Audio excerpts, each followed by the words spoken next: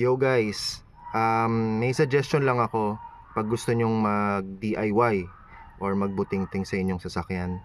Siguraduhin nyo ready kayo physically kasi nasugatan ako nung nagtatanggal ako ng bolt ng brake pedal kasi papalitan ko siya ng bushing sa loob.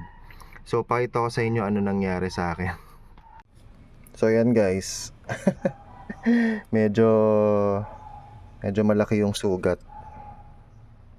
Yan, medyo malaki yung sugat niya ngayon. Tinatanggal ko kasi yung bolt dito sa pedal sa taas.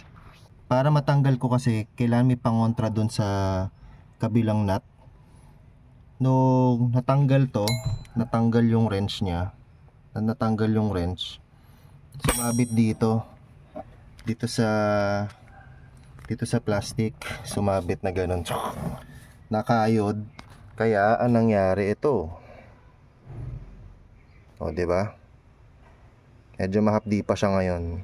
So, paalala guys, bago kayo mag-DIY, siguraduhin yung nasa kondisyon kayo physically kasi may mga ganitong instances talaga. Masusugatan at masusugatan kayo.